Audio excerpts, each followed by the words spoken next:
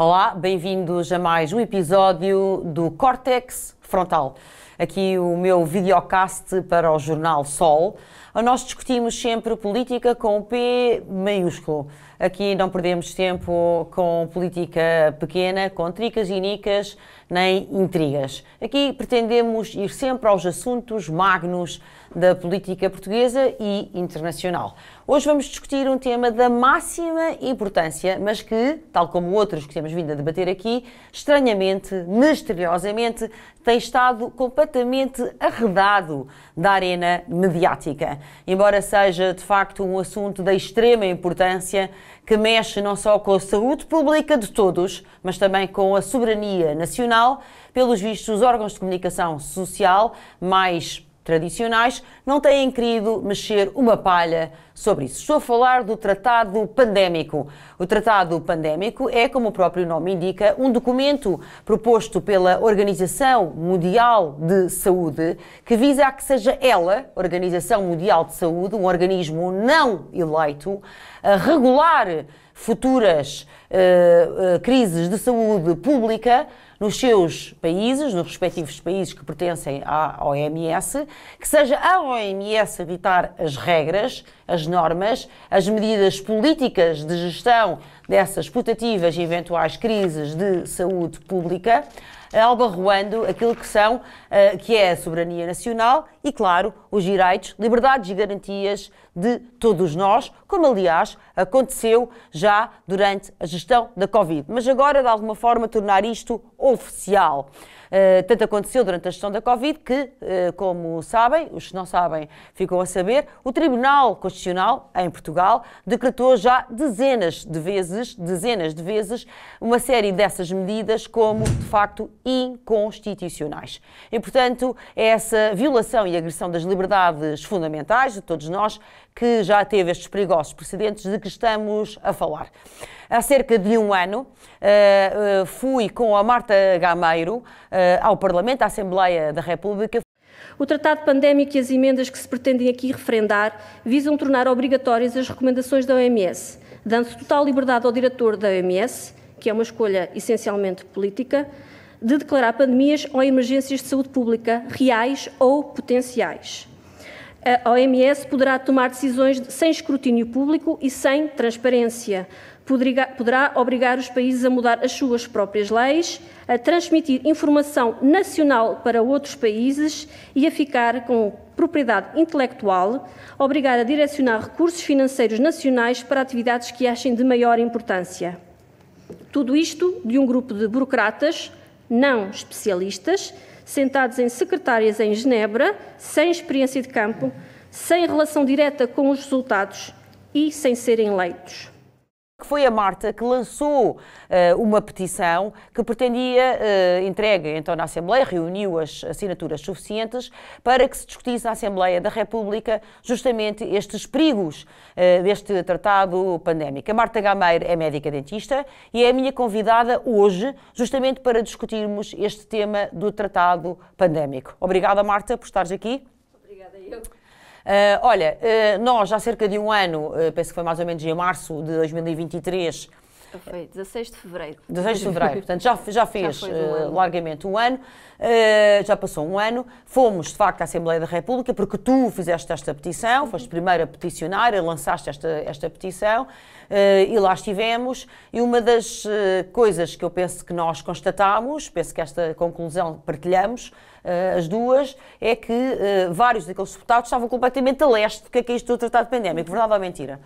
É verdade, e infelizmente é algo que eu tenho visto, mesmo já passado este ano, em que tenho feito várias tentativas de chegar a todos os partidos com assento parlamentar. Vou falando sem assento parlamentar também? E sem, menos. Mas mais com assento parlamentar, porque o meu objetivo mesmo é tentar que isto tenha uma discussão pública. Há partidos sem assento parlamentar que fazem disto a sua bandeira eleitoral, mas pronto, com isso eu não preciso de falar, eu tento a tentar falar com os outros. E até já preparei um livro, já faço várias insistências, o que eu noto... Fazes a papinha toda. Faço a papinha toda para ver se ao menos leem alguma coisa. E o que eu noto depois é uma grande ignorância sobre o que é exatamente isto, o que é que vai implicar.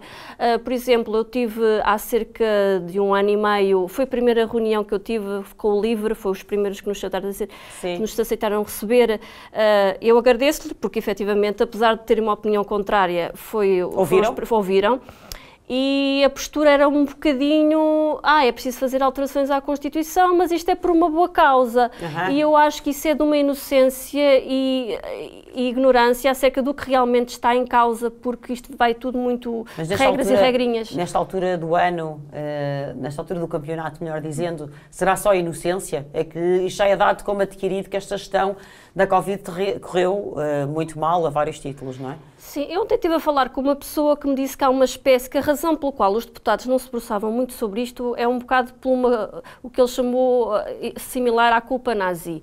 Ou seja, apesar de não terem estado diretamente envolvidos nisto, porque limitaram-se a seguir o mesmo que a Europa e que o resto do mundo fazia, ou a maior parte do resto do mundo, todos os partidos acabaram por ter alguma culpa no cartório, tanto por terem aprovado como por omissão. Eu chamei isto mais o crime do Expresso do Oriente, da Agatha Christie, não é? Estiveram todos com a faca na mão e agora, portanto, estão-se a proteger as costas uns dos outros. Exatamente. Mas, Marta, vamos então, uma vez que temos estabelecido que, de facto, há aqui doses cavalares de ignorância, mas também de colaboracionismo e de cumplicidade nos atentados que foram perpetrados nos anos Covid, avancemos então para explicar com clareza o que é exatamente este tratado pandémico.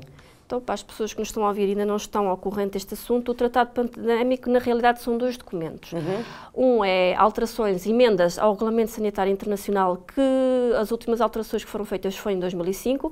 Estas alterações são cerca de 300 emendas que foram propostas à partida pela generalidade dos países, e a última atualização que se fez foi em fevereiro do ano passado. Supostamente haveria uma atualização em janeiro deste ano, mas a OMS disse que não era preciso, porque segundo a Constituição da OMS tem que ser apresentada 4 meses antes da Assembleia Mundial de Saúde.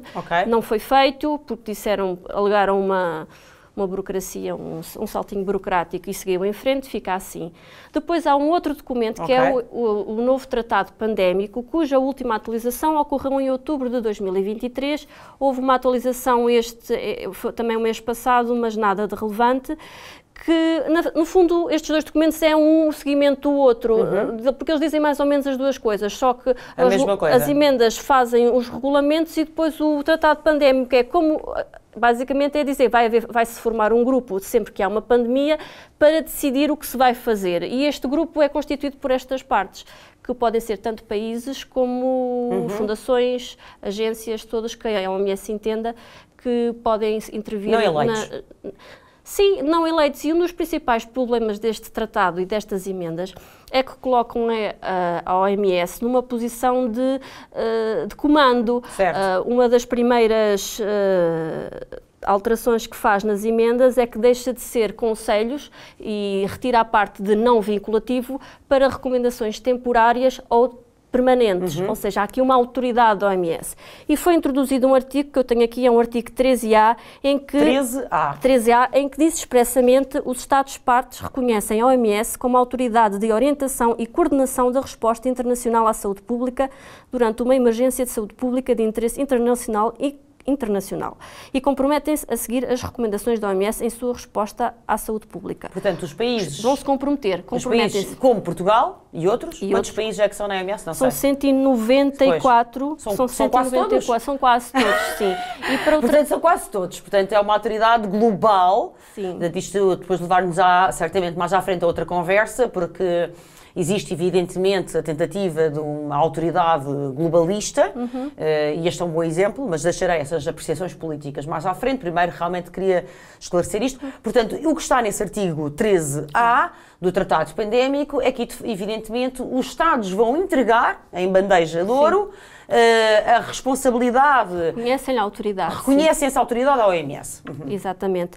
E depois tudo o que, basicamente, depois há uma série de alterações que acontecem que, com base neste artigo, tornam, de certa maneira, a OMS fica com a faca e o queijo na mão, porque depois tudo o que geralmente a OMS aconselhava, como por exemplo em casos de algum perigo de saúde pública, a OMS recomendava fazer testes, recomendava medicamentos, recomendava fazer recomendações. Neste momento torna-se quase, a OMS faz e os Estados, como a reconhecem como autoridade, têm que obedecer. Se não quiserem obedecer, uma das emendas diz que os Estados têm que dar uma explicação porque é que não querem obedecer. Tem que justificar a falta. Tem que justificar a falta. Além disso, há toda uma estrutura burocrática que vai ter que ser constituída para que isto aconteça. Claro, porque cada país vai ter que formar uma pequena comissão que depois vai responder diretamente à OMS. Isto pode parecer que não é nada e que até é uma coisa boa, mas o que é certo é que vai haver, com isso semelhante às Nações Unidas e outras coisas que acontecem, vai haver pequenos blocos em todos os países que fazem a ligação e tudo isto há um desvio de fundos e carreiras que se ficam assim com pessoas com muito pouca experiência prática e que estão basicamente a dar autoridade a uma agência centralizada de problemas que na prática deviam ser resolvidos de forma regional, porque cada país é único, cada país tem os seus problemas, tem que gerir os seus dinheiros. De outra maneira, a OMS... dinheiro e assim a realidade, a saúde pública é uma coisa que evidentemente, e tu és médica, sabes disso, sabes melhor do que eu, não vou ensinar a mim só vigário, a saúde está intimamente relacionada com as condições económicas, sociais, culturais de um povo, de uma nação e, portanto, retirar esse contexto para gerir uma crise de saúde pública é totalmente absurdo, não é? Sim, e tudo mais é que a OMS foi criada na sequência do Código Nuremberg e de tudo o que foi assinado por todos os países na altura e sobre a base de autodeterminação em saúde, ou seja, a pessoa escolhe para si o que melhor lhe convém e sempre autodeterminação em saúde. A pessoa fazer a sua própria escolha. E sempre com consentimento informado. O que a OMS está a fazer aqui é retirar tudo isso porque ela vai decidir o que é melhor para si e para os outros. Tipo controle remoto. Exatamente. À distância, tipo, carrega no botão e ficam os procedimentos todos homogeneizados, e o pior padronizados, não é? Sim, o pior disto tudo é que é sujeito a uma grande influência de lobby farmacêutico e tecnológico. Neste momento é 80% do seu financiamento da OMS, que é um financiamento direcionado e é importante que as pessoas saibam disto. A OMS não recebe o dinheiro e distribui conforme lhe apraz. A OMS recebe o dinheiro e tem de colocá-lo no sítio onde a pessoa que lhe o dá quer que ela o coloque. You ask an excellent question. If I tell you, WHO as an organization, only 30% of my budget is predictable funds. Other 70% I have to take ahead and go around the world to beg for money.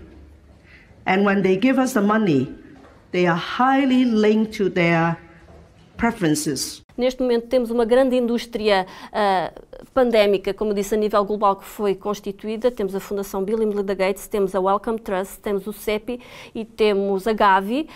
Talvez a Gavi seja a mais conhecida. A Gavi é liderada por Durão Barroso.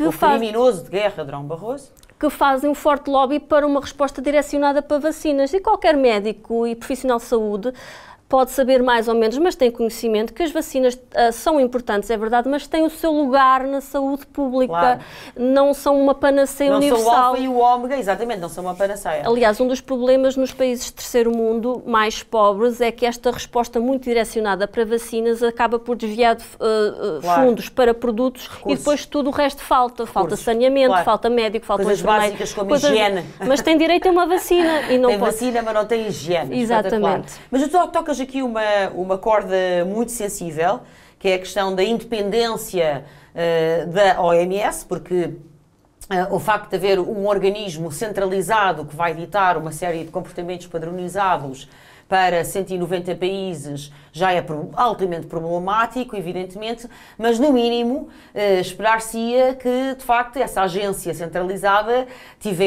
passasse à prova de bala em tudo o que fosse a questão ética e deontológica, conflitos de interesses, prestação de contas, transparência, não é? Porque só assim, quer dizer, eu acho que nem assim, mas mas para os Já mais sim. bem intencionados ou os tais inocentes de que tu falavas inicialmente, eu penso que isto são os mínimos padrões de exigência. Mas não é isso que acontece. Bem antes, pelo contrário, não é? A OMS, enquanto agência da braço da saúde das Nações Unidas, é uma agência intergovernamental, não está sujeita a qualquer tribunal que lhe possa exigir transparência. E eu sei isto de fundo porque fiz uma queixa contra a Comissão Europeia por causa dos contratos das vacinas e a própria Provedora de Justiça me disse eu não posso não posso fazer qualquer tipo de ação contra a OMS porque nós não temos jurisdição. Tu és uma máquina imparável, Marta Garnado. Tu vais a todas e disparas não em todas as direções, mas em muitas direções. Portanto, a resposta que recebeste foi essa. Sinto-me impotente. Disse... Não, exatamente. Foi mais ou menos essa sensação que eu tive daquele e-mail da Provedora da Justiça Europeia, é que eu não posso fazer nada, eu só posso agir sob a Comissão Europeia e mesmo assim tenho algumas regras. A verdade é que a von der Leyen, não obstante as várias invectivas sobre os contratos que têm sido alvo sobre os contratos das vacinas, continua a passar pelos pingos da chuva, não é? Sim, é inacreditável que ainda haja partidos dentro do Parlamento Europeu que, pelo que eu vi num tweet do Luís Montenegro, apoiam nas próximas eleições europeias a nova candidatura da von der Leyen, tendo em conta os inequívocos conflitos de interesse que houve nos últimos 4 anos. Seu Luas, nós já sabemos que estamos todos a falar exatamente do mesmo partido, ao fim e ao cabo, sim. Mas com roupagens diferentes, não é? Com roupas diferentes. Mas, portanto, não há qualquer independência, porque aquilo que eu tenho lido, Marta, mas como tu, de facto, és hoje provavelmente a maior especialista em tratado pandémico em Portugal, queria confirmar contigo. Aquilo que eu tenho lido é que, de facto, a OMS é maioritariamente financiada pela indústria farmacêutica. Sim, neste momento. Sem escrutínio. Sem escrutínio, porque não tem, a maior parte das reuniões, inclusive destas emendas e deste tratado, têm sido feitas à porta fechada. Exato. Logo aí já temos uma grande falta de transparência e não tem nenhum tribunal que lhes peça contas. É muito perigoso estarmos a dar um tipo de autoridade destes a uma organização que não tem ninguém a exigir-lhe contas. Aliás, uma das novas novidades que aparece nestas emendas é que o diretor-geral da OMS pode declarar uma pandemia por sua livre e espontânea vontade, porque acha que sim. E nem precisa de haver uma crise real, pode ser até uma crise hipotética. Uau! Quando falamos destas parcerias público-privadas a que está sujeita ao OMS, quando falamos destas portas giratórias imediatas de interesses privados de altas corporações monopolistas para altos cargos e dirigentes da OMS, quando falamos da letra deste tratado que pretende transpor para os planos nacionais, nomeadamente para a República Portuguesa, a possibilidade de declaração de estados de emergência de uma forma absolutamente unilateral e, nesse aspecto, assim sendo, arbitrária. E a partir do momento em que ele declara essa real ou provável pandemia, a OMS começa a dar indicações que os países são obrigados a seguir. E ele pode pedir aconselhamento a entidades que não têm que dizer quais são. Provavelmente será então a indústria farmacêutica e estamos assim, é isto que este tratado nos dá. E só realçar que isto não é novo, a OMS esteve durante muitos anos sob a influência da indústria do tabaco, o que adiou durante muitos anos a prova e a aceitação pública de que o tabaco tinha alguma correlação com o cancro do pulmão e tudo isto por causa do financiamento. Ou seja, isto está-se a repetir, mas numa nova roupagem e ao mesmo tempo está a ser usado para outras coisas, que é uma coisa que se vem a notar muito ultimamente nestes órgãos internacionais, é falar incessantemente de um determinado problema real ou imaginário para depois venderem soluções. Claro. E o público fica naquela, não eu quero ser boa pessoa. Não eficazes, muito menos forçosamente vantajosas para a saúde pública. Jogam um bocado com aquela... A parte psicológica, não é? Da pessoa. A pessoa quer ser boa pessoa. Eu não acredito que haja... Pronto, há mais pessoas, mas a maioria das pessoas quer fazer o que está correto, não quer prejudicar ninguém. Claro. E há muito esse jogo se não fizeres isso, não és uma boa pessoa.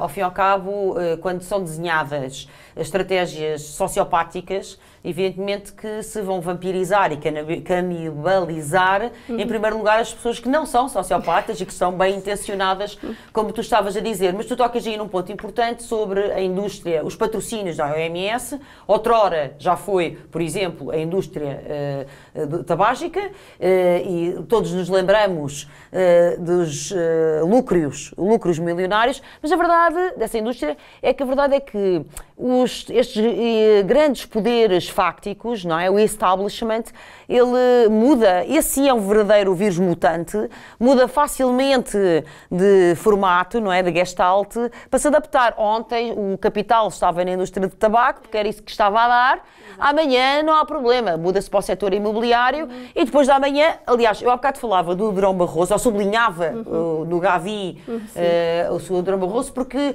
eu penso que ele é um epíteto, um ícone, de facto, dessa facilidade de transmutação. Ele começa, de facto, como ser primeiro-ministro, com esse poder, depois, como mentiroso de guerra do Iraque, mete o pé para subir para a Comissão Europeia, um poder não eleito, portanto, passa de um poder eleito para um poder não eleito. Daí, claro, vários lobbies da indústria farmacêutica, etc. Aliás, houve vários processos judiciais. Daí para o grande poder financeiro e fundos imobiliários, que é a Goldman Sachs. E depois daí para as vacinas. Portanto, eu penso que ele faz a roda, mostra um bocadinho a roda dos alimentos, a roda dos grandes poderes, grandes interesses, e mostra um bocadinho isso. O próprio Banco Mundial, peço desculpa, o Banco Mundial e a OMS têm um fundo, é um fundo mesmo para pandemias, que foi estruturado e que está ali, ou seja, os países são disponível. Há muito dinheiro neste momento canalizado para esta indústria de pandemias, que acaba por ser o aliciamento para onde os países são atraídos à busca de dinheiro e aceitam fazer certas coisas, que no fundo foi um bocado o que aconteceu durante o Covid. O Banco Mundial mostrou dinheiro e vamos seguir esta estratégia. Claro, mandou dinheiro para cima da questão e, claro, e a partir daí se atraiu toda a forma de piranhas, de tubarões e chacais. Mas, Marta, eu ainda queria, depois já voltamos aqui às questões mais políticas, mas eu ainda queria, se calhar, para que as pessoas percebam bem o que é este tratado pandémico, se pudesse-me dar 2 ou 3 exemplos destas ingerências, não é? Desta influência, desta interferência que a OMS pretenderá ter daqui a 10 meses, não é? Porque se não fizermos nada, já vais explicar-me aqui um bocadinho o processo também, é isso que vai acontecer, da ingerência em Portugal, e ao fim e ao cabo, quando nós dizemos em Portugal, é na minha vida, é na tua, é de quem está a assistir aqui ao córtex frontal. Em primeiro lugar, há uma certa ampliação do conceito de saúde pública, onde potencialmente tudo pode ser um problema. Toda esta questão das pandemias agora está baseada no conceito do One Health, que eu já vi até inclusivamente... One Health. Uma saúde. Que eu até já vi inclusivamente o Partido PAN, falar muito bem disto, porque finalmente os animais são incluídos. Tudo bem, eu sei, isto é tudo cheio de boas intenções e eu percebo isso. Mas as boas intenções estão infantis. Sim, só que neste contexto acaba por ter um significado muito promíscuo, porque se tudo é saúde, se tudo está relacionado com a saúde humana, então a OMS tem poder sobre quase tudo o que afeta a nossa vida, porque quase tudo pode ser um problema de saúde pública, e é aí que está o real problema. O tratado pandémico pode ser uma coisa boa, as emendas podem ser uma coisa boa, a questão é a maneira como tudo isto está escrito e o que pode influenciar mais tarde. Outra questão que também ficou logo... que foi a primeira bandeira vermelha que aconteceu, foi no artigo 3 dos princípios. Há uma pequena alteração no que é, em palavras, que faz muita diferença. Portanto, estava escrito no artigo 3, a implementação deste regulamento será com pleno respeito pela dignidade, direitos humanos e liberdades fundamentais das pessoas. Sim. Isto veio diretamente da Carta dos Direitos Humanos. Tudo isto é arriscado e a implementação deste regulamento é feita com base nos princípios de equidade, inclusão, coerência e de acordo com as responsabilidades comuns, mas diferenciadas dos Estados-partes. Ou seja, deixamos de todos... Eu estou a rir, mas dá-me vontade de chorar. A palavra liberdade leva logo rasura completa. Basicamente passamos de um conceito de direitos fundamentais amplos em que somos todos iguais para um conceito de indivíduo mais baseado no desenvolvimento económico e social. Isso implica que ricos e pobres têm direitos diferentes e há uma hierarquia de desenvolvimento que se tem que se obedecer e que, no fundo, depois vai ditar os direitos que aquelas pessoas têm.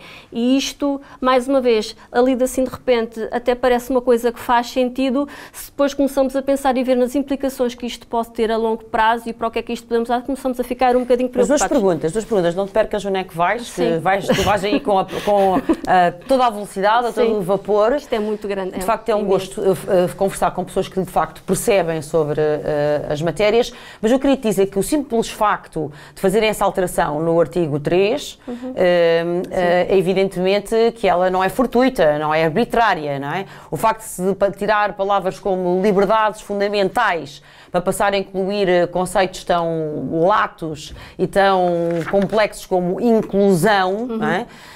Obviamente que não é... O simples facto de terem feito essa mudança... Sim. Quer dizer qualquer coisa, manifesta obviamente uma intenção, porquê? Então havia qualquer coisa errado com a palavra liberdades fundamentais? O que é que era? Pois, realmente é isso precisamente que é uma bandeira vermelha. Porquê a alteração? Isto não estava bem assim. Há uma explicação que eles dão, que é pelo facto de que quando ocorreu, logo no início da pandemia, não houve máscaras e testes e tudo para toda a gente, porque os países ricos ficaram com a maior parte e não quiseram dar aos países pobres e não sei o que é. O que é facto, na verdade, é que ninguém tinha o que quer que fosse, tirando a China, que acabou por ser quem me lucrou mais com isto, ninguém tinha equipamentos disponíveis, porque lá está, o modelo de preparação de pandemias era todo ao contrário daquilo que depois era feito com base na prevenção. Exato. E na proteção dos grupos vulneráveis. Não tinha nada a ver com EPIs e com testes e com passaportes digitais, não tinha nada a ver com isso. Não tinha nada a ver com o negócio. Não tinha a ver com o negócio, exatamente. Então, estar a dizer que a questão da equidade tem a ver com o facto dos países ricos não terem querer dado nada aos países pobres é mentira, porque nenhum país estava preparado. E no fim das contas, como os países pobres acabaram por não receber tantas vacinas, acabam por ter um retorno maior. E é o perigo, lá está, outro perigo de termos uma entidade central a decidir que medicamentos é que devem ser, porque é o acesso a outra questão. A OMS vai também dizer quais são os medicamentos que são indicados e os que não são indicados. Vai influenciar a própria decisão dos médicos. Claro que vai influenciar. Então ela é patrocinada pela indústria farmacêutica. Sim. Que está cheia de crimes no seu currículo, não é? Portanto, no seu cadastro. Estas palavras são muito inócuas de sentido, a sua definição não é clara, não tem assim grande fundamento jurídico e deixa espaço para muita coisa. Claro, e é isso que se pretende. Aliás, qualquer pessoa que tenha mínima noção do que é que são os articulados jurídicos percebe que, evidentemente, aqui é uma alteração intencional para lesar os nossos direitos, liberdades e garantias, como é evidente. Mas já há bocado disseste aí uma coisa ainda a propósito deste artigo 3, que eu não tenho a certeza que tenha entendido bem, e porventura vocês que estão a assistir também se calhar não perceberam com clareza. Tu disseste que depois faz uma hierarquia entre pobres e ricos. O que é que querias dizer com isso? É a questão da equidade. O que é que quer dizer equidade? Exato. Quer dizer que não somos todos iguais, que não temos os mesmos direitos. Os nossos direitos são com base na nossa posição económica e social. Ou seja, há aqui uma hierarquia. Ou seja, logo à partida tu estás a dizer há seres humanos que estão num grupo e há seres humanos que estão noutro grupo de acordo com as suas posições económicas ou sociais. O que à primeira vista parece que até faz sentido, porque o que a mim me aflige não é a mesma coisa que aflige uma pessoa que viva no norte da África. Tudo bem, mas estamos a retirar a pequena frase somos todos iguais. Sim. Isso dá logo aso a que a longo prazo, com base nestas palavras que não são definidas, haja coisas que possam ser haja uma espécie de segregação. Pois, hierarquia. Com base nestas palavras. Se não somos todos iguais, então quer dizer exatamente o quê? Claro, palavras como igualdade e liberdade é importante, as palavras são importantes. São. A fraternidade já tinha desaparecido há muito tempo, não é? Essa nem sei se chegou propriamente a ver a luz do dia, mas as outras já estão a ir de vela também e rapidamente. Marta, queres-nos dar mais algum exemplo destes perigos e riscos severos? Outra coisa que pode dar muito trabalho e muitos problemas é o facto da OMS começar o artigo 44 do Regulamento Internacional diz que a OMS passa a controlar as informações que saem, ou seja, ela instrui os países a só declararem como verdade a informação que parte dela, ou então há aqui uma tentativa de controlar a liberdade de expressão. por causa destas questões. A OMS disse, só o que nós dizemos é verdade. Foi um bocadinho o que se passou durante a pandemia. Os próprios fact-checkers, a partir de certa altura, não foi logo que começaram a dizer, segundo a OMS, esta informação é falsa. E lá está, outro perigo de centralizar isto numa só fundação é porque nós sabemos muito bem que a ciência está em constante mutação. O que hoje é verdade, amanhã é mentira. Isso é a natureza da própria ciência. Basta ler um livro de História da Medicina que nós vemos que certas coisas que até faziam muito sentido naquela altura, consoante, depois a gente olha para aquilo como é que era possível fazer. Claro, nem me falas da história da psicologia, não é? Desde sanguessugas a exorcismos. Exatamente. Mas isso tudo nisso na altura tinha uma certa lógica dentro do contexto e do que as pessoas sabiam e acreditavam. Claro. Neste momento não, e centralizar tudo numa... Isto é um bocado como há uns séculos atrás a religião está toda centrada na religião católica, ao ponto de se o padre dizia que que ias para o inferno por causa daquilo, a pessoa tinha que aceitar e pronto. E o que se está a fazer é isso. E depois há outras questões. A medicina está sempre a evoluir e quando alguma coisa é provada cientificamente, demora entre 15 a 20 anos a entrar na prática médica. Certo. Portanto, termos uma organização central a dizer que não, não, não, não, e depois, passado um momento onde pegou todas as suas forças para dizer que aquilo é falso, a certa altura aquilo passa a ser verdadeiro, e as pessoas afinal tentam, mas afinal cria aqui, até na própria relação médico-doente, uma certa desconfiança. Uma certa?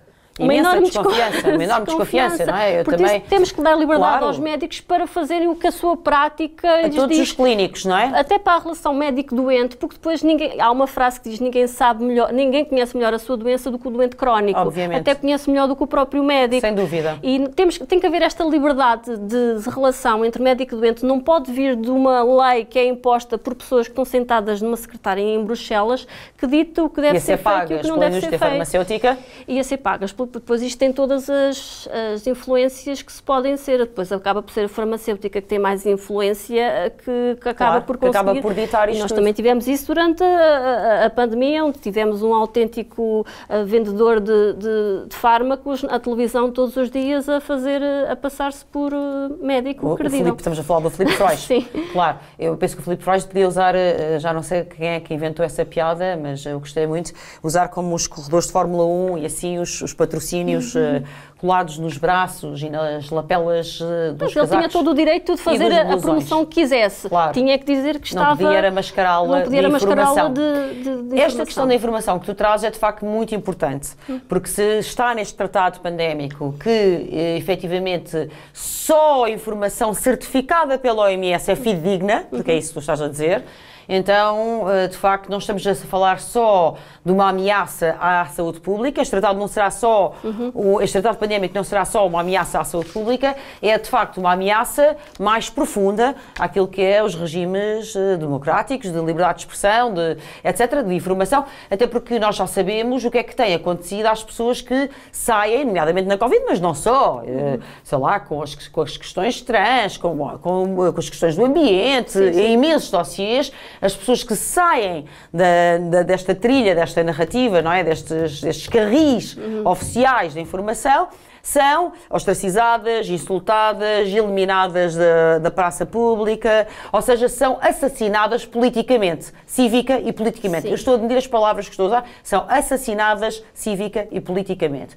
Portanto, o que tu estás a introduzir aqui é que não se trata só de, como não podia deixar de ser, não é? Até por esses conflitos de interesses, etc., não se trata só, de facto, de gestão de saúde pública, trata-se de uma enorme machadada na democracia e nos regimes tal como civilizacionais, tal qual os conhecemos. Sim, outra questão que vai acontecer é, eventualmente, imaginemos que é declarada uma emergência de saúde pública em Espanha, por exemplo, não têm água, ou outra coisa qualquer. Certo. No caso de existir, a OMS tem o direito, é este direito que nós temos de vir a Portugal e se vir que nós temos mais recursos, vai deslocalizá-los de um ponto para o outro. pode obrigar um país X, tem um problema, pode obrigar aquele país de direcionar recursos financeiros para ajudar. O que em si não é mau, mas de certa maneira estão a tirar o controle orçamental a um país. Estão a tirar toda a soberania. Como é que fazemos qualquer tipo de planeamento orçamental, que já é difícil neste contexto, quando a qualquer momento pode vir uma entidade externa, não, precisamos da vossa ajuda aqui, é imperativo, porque isso vocês têm têm recursos. Também num artigo. Isso também está aqui num artigo, que é um anexo 1 das emendas, que basicamente a OMS possui a autoridade de exigir que decidir que é, por exemplo, o vinho do Porto que vai curar um vírus que está em França, nós temos que dar pode obrigar a que vamos desaguar, sangrar toda a nossa produção de vinho do Porto para a França. Nós podemos fazer, é assim, eu sou toda a favor de nós ajudarmos quem mais precisa. A fraternidade! A fraternidade, sou toda a favor, mas nós, costuma-se dizer que quando cai um avião, antes de colocarmos o oxigênio na outra pessoa, nós estamos expondo a nós próprios. Nós não podemos ajudar os outros se nós próprios estamos em grandes dificuldades. Não tenho nada contra que se faça isto, mas tem que ser feito com peso e medida e com formas nossas. Não pode ser outra entidade a mandar no dinheiro que é nosso. Claro que sim. Portanto, eu penso que sobre isto estamos esclarecidos, não é? Estamos esclarecidos que o tratado pandémico, como eu estava na introdução a dizer, é de facto um ataque quer à soberania nacional, quer evidentemente à saúde pública, mas agora damos mais um passo à questão da qualidade democrática. Porque a mim parece-me que de facto, sendo evidente para a psicologia, que o medo da morte, o medo é a mais poderosa emoção humana e que o medo da morte é obviamente o derradeiro limiar, é evidente que durante a gestão da Covid, do SARS-CoV-2, este estimular do medo da morte foi devidamente testado. Foi testado globalmente e chegou-se à conclusão que funciona, não é? Não, bastava-me ter ligado, não é?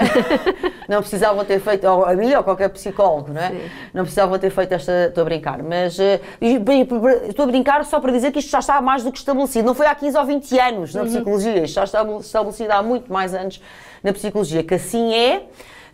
Mas na verdade, pronto, fizeram essa testagem, esse experimento, essa engenharia social global e perceberam que de facto funciona e funciona facilmente e funciona para além das expectativas. Eu estou em crer que eles ficaram, quem desenhou este experimento ficou muito entusiasmado, impressionado com a eficácia e a eficiência de tudo isto. Portanto, a minha questão para ti, Marta, agora entrando na tal zona mais política, menos técnica, depois com certeza que, seguindo a Marta Gameiro, vocês também vão encontrar esclarecimentos técnicos mais finos, assim entenderem.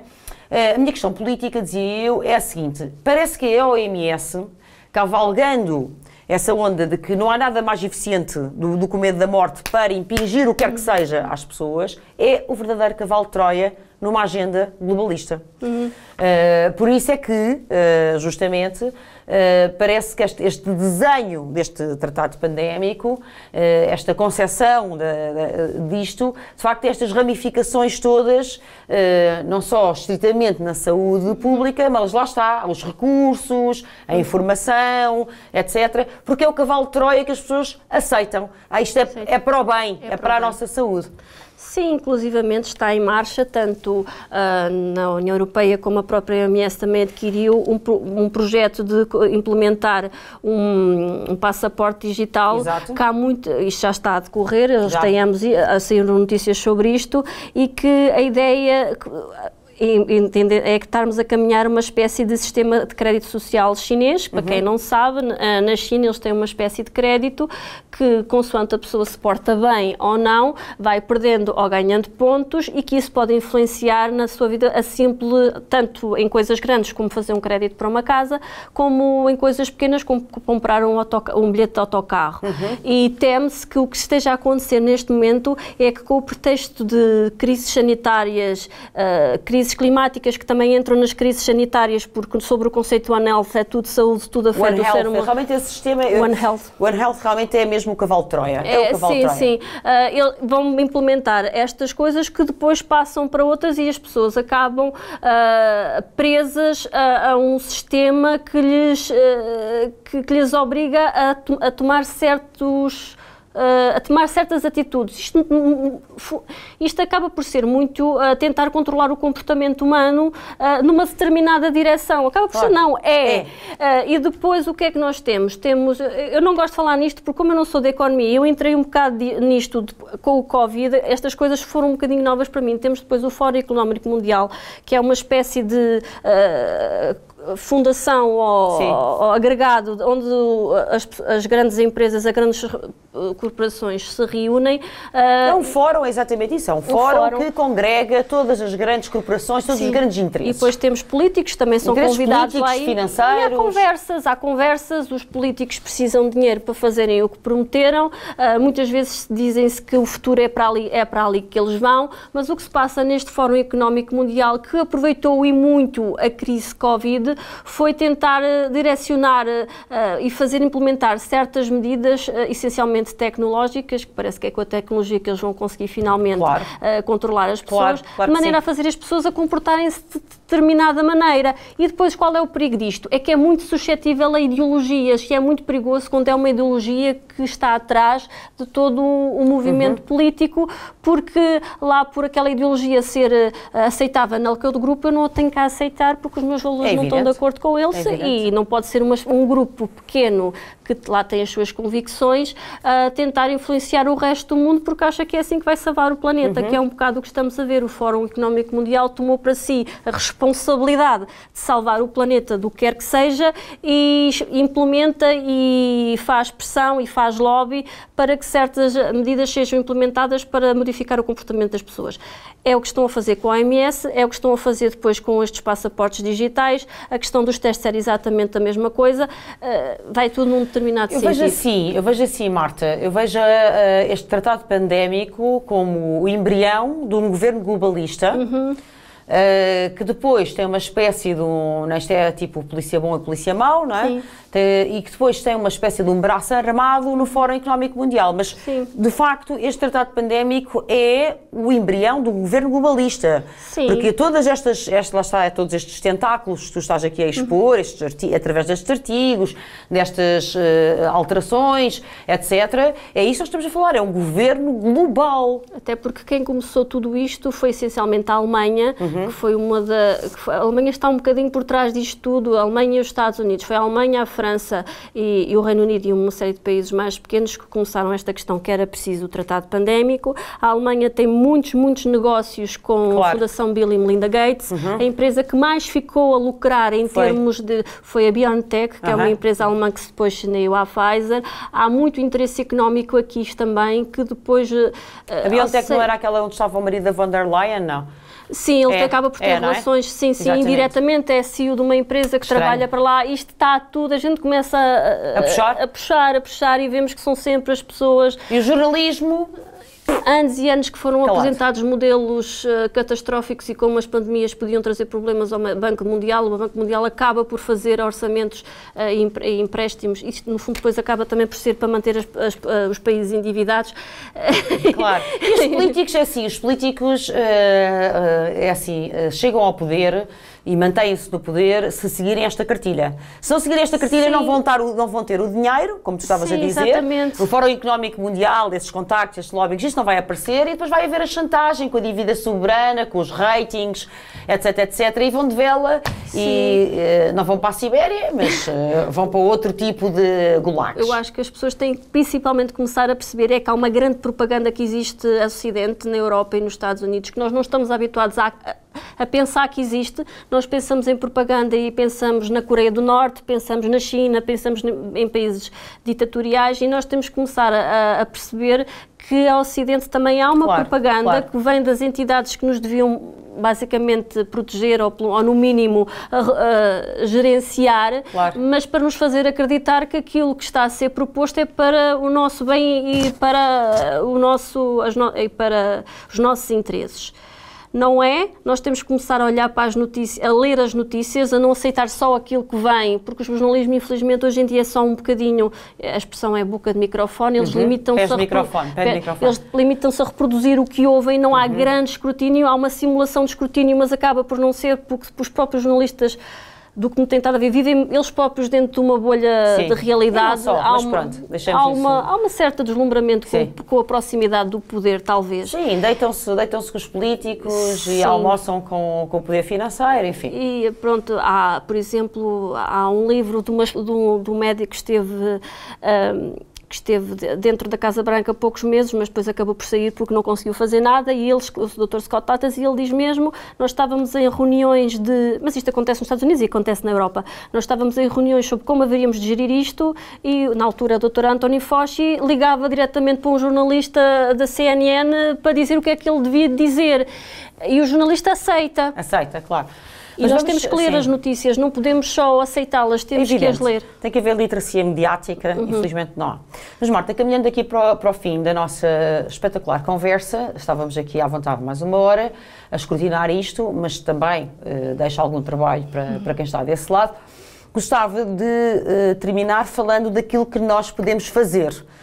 Porque eu e tu, quando fomos à Assembleia da República, pela petição que tu, e muito bem, criaste, esta petição ainda não teve seguimento, porque ficou na lista de espera, há muitas, não é? Portanto, não teve resposta, entretanto foi dissolvida a Assembleia, mas também há aqui um prazo legal para os países contestarem isto, não é assim? E sim, caso tudo isto seja aprovado em maio, Portugal tem e todos os países têm cerca de 10 meses para rejeitar as emendas. E o tratado pandémico tem cerca de 10 meses. 10 meses? Sim. 10 meses a contar a partir de maio? A partir da data em que isto é aprovado. Até setembro, e depois, portanto. De maio de 2024 a setembro de 25. Sim, era 18 meses, as regras foram mudadas, agora são 10 meses. O que nós podemos fazer... 18 meses já era muito. Era muito tempo, dava espaço para muita coisa. 10 meses chega e sobra, passaram pela metade, mais ou menos. Apenas o Irão rejeitou oficialmente. Só o Irão até agora rejeitou? Irão, que eu penso que foi só o Irão. Eu tenho aqui nas Mas minhas alguns países mais também fizeram reparos? A Estónia, houve deputados que, mas não houve numa declaração oficial, mas houve deputados que disseram que não iam aceitar quaisquer que fossem as emendas. A Nova Zelândia também meteu isto à discussão a público. A Eslováquia, o presidente Robert Fico veio publicamente a dizer que não iria aceitar novas emendas. E isto tem sido alguma... A Eslováquia? A Eslováquia. Nos países já leste... deve ter a cabeça a prémio.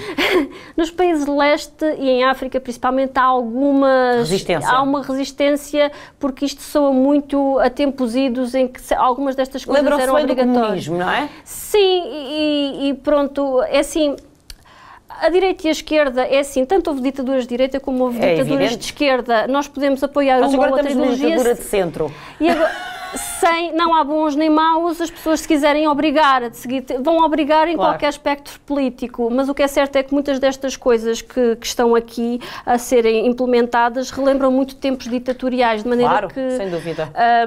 Alguns países têm mais memória, têm mais memória do que outros. Mais recente, mais vívida. Sim. Isto tem-se falado muito, tem havido até algumas conferências no Senado norte-americano, apesar de ser só um ou outro senador que faz. Já houve também, no Reino Unido, há um deputado que está ali sozinho a tentar falar sobre isto. Na Irlanda também houve sessões... Qual é o deputado do Reino Unido?